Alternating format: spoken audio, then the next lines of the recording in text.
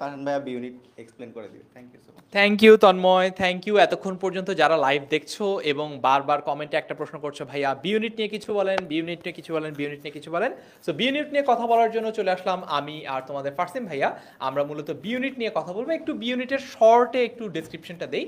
ঢাকা ইউনিভার্সিটির বি ইউনিটকে তোমরা ব্যাকআপ হিসেবে রাখতে পারো যারা সায়েন্স কিংবা কমার্সের স্টুডেন্ট। কারণ তুমি সায়েন্সের হও, কমার্সের হও অথবা আর্টসের স্টুডেন্ট হও, যে কোনো ইউনিটেরই তুমি স্টুডেন্ট হও না কেন, তুমি বি ইউনিটে পরীক্ষা দিতে পারবা এবং বি ইউনিটে পরীক্ষা দেওয়ার মাধ্যমে তুমি তোমার বিভাগ পরিবর্তন করতে পারবা। এবং বি ইউনিটের পরীক্ষাটা আমার কাছে মনে হয় বাকি ইউনিটগুলোর চেয়ে যথেষ্টই সহজ হয়। সহজ এই সেন্সে বলছি যে তুমি যদি কমার্সের স্টুডেন্ট হও বা তুমি যদি সি ইউনিটে পরীক্ষা দাও, তোমার কিন্তু অ্যাকাউন্টিং, ফিনান্স অর্থাৎ তোমার এইচএসসি থেকে অনেক কিছু পারা লাগবে। তুমি যদি এ ইউনিটে পরীক্ষা দাও, তোমাকে কিন্তু এইচএসসি ফিজিক্স কেমিস্ট্রির বেসিক ভালো হওয়া লাগবে।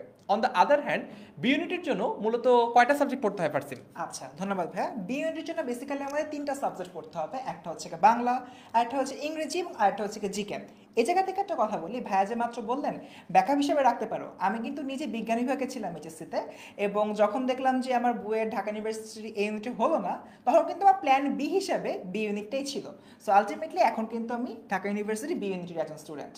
All right. সো মাত্র তিনটা সাবজেক্ট পড়তে হচ্ছে, বাংলা, ইংলিশ আর জিকে। তার মধ্যে বাংলা আমরা অলরেডি যেহেতু বাংলাদেশি বাংলা কারিকুলামে পড়েছি, অলরেডি 12 বছর পড়েছি। ইংলিশও 12 বছর পড়েছি। জেনারেল নলেজ বা জিকে এটা নিয়ে খুব বেশি টেনশনের কিছু নেই, কারণ এটাতে তুমিও যেমন নতুন, সবাই তেমন নতুন। এখানে খুব বেশি যে তুমি পিছিয়ে আছো তা না, অর্থাৎ বেসিক খারাপ দেখে এ ইউনিট কিংবা সি ইউনিটে তুমি যেরকম পিছিয়ে পড়তে পারো, তেমনটা কিন্তু পিছিয়ে পড়ার সুযোগ আসলে বি ইউনিটে নেই। এখানে মোটামুটি সবাই সেম লেভেল থেকেই তাদের জার্নিটা স্টার্ট করে। আমরা যদি একটু সামনে আগাই, আমরা এই বি ইউনিটের যে কোর্সটা রয়েছে, বি ইউনিটের কোর্সে কি কি আছে, ফারসিম দুইটা বলবে, আমি দুইটা বলবো। আচ্ছা ঠিক আছে, আমি শুরু থেকে বলি। একটা অলরেডি বলে ফেললাম, আমাদের তিনটা বিষয় থাকবে, বাংলা, ইংরেজি এবং জিকে বা জেনারেল নলেজ। জেনারেল নলেজের মধ্যে কিন্তু তোমাদের আবার দুটো ভাগ থাকে, একটা হচ্ছে বাংলাদেশ বিষয়াবলী এবং আরেকটা হচ্ছে আন্তর্জাতিক বিষয়াবলী। আর পরীক্ষার আগ দিয়ে তোমাদের কিন্তু সাম্প্রতিক যে টপিকগুলো রয়েছে পরীক্ষার আগের 3 মাস বা 2 মাসের উপরে, ওগুলো কিন্তু আমরা পড়িয়ে দিই, এবং এটার জন্য আমাদের এখান থেকে ডেডিকেটেড কন্টেন্ট তোমাদের কাছে পৌঁছে যাবে।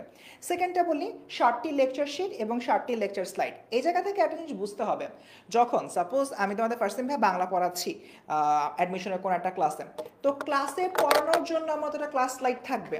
এই ক্লাস স্লাইড 60টা ক্লাসের জন্য আমাদের বাংলা, ইংরেজি এবং হচ্ছে জিকে তোমরা পেয়ে যাবা। তার পাশাপাশি একটা লেকচার শিট থাকবে, যেখানে টপিকটা আরও বেশি ডিটেইল অবস্থায় থাকবে, আরও অনেক বেশি এমসিকিউজ থাকবে, বিগত বছরের প্রশ্ন থাকবে, প্র্যাকটিস এমসিকিউ থাকবে, আরও অনেক কিছু। ফারহান ভাই।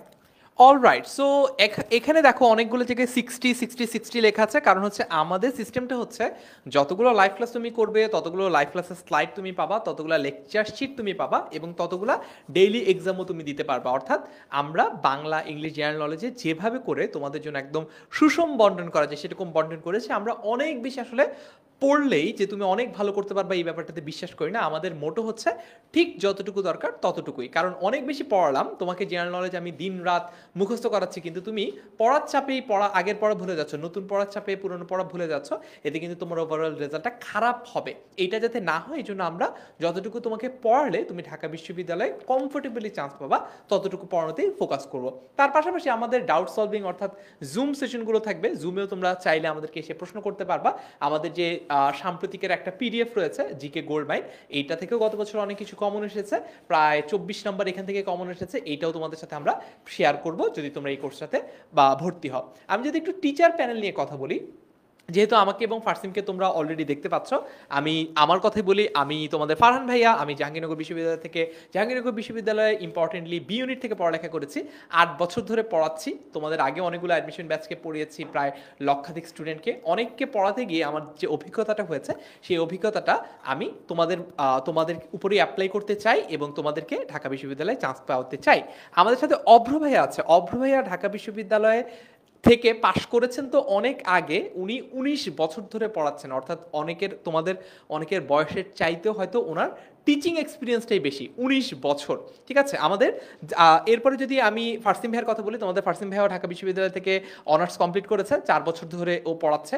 ওর অ্যাডমিশন টিচিং এক্সপিরিয়েন্সও এতদিনের। তার পাশাপাশি তোমাদের দুর্জয় ভাই আছে। দুর্জয় ভাইকে তোমরা সবাই চিনো, তোমাদের ইংরেজির তোমাদের প্রিয় শিক্ষক। এর পাশাপাশি তোমাদের নাসির তামজিদ ভাইয়া ক্লাস নেবে, এবং ইম্পর্টেন্টলি তোমাদের ক্লাস নেবে হচ্ছে সুমন ভাইয়া। সুমন ভাইয়া ক্লাস মনে হয় তোমরা খুব একটা এর আগে পাও নাই। সুমন ভাইয়া কিন্তু আমাদের অনেক এক্সপিরিয়েন্সড একজন টিচার, তারও টিচিং এক্সপিরিয়েন্স এক্সপিরিয়েন্স 17 বছরেরও বেশি। তার মানে বুঝতেই পারছো ঢাকা বিশ্ববিদ্যালয়ে বি ইউনিটের আমাদের যে অ্যাডমিশন কোর্সটা রয়েছে, এই অ্যাডমিশন কোর্সে ফার্সিম বা দুর্জয় হচ্ছে সবচেয়ে জুনিয়র ইনস্ট্রাক্টর। তাহলে এবার বুঝো যে আমাদের সিনিয়রিটি লেভেলটা আসলে কোথায়। সো আমরা বি ইউনিট মোটামুটি in brief in a nutshell আমরা তোমাদেরকে জানিয়ে দিলাম। এরপরে আসছে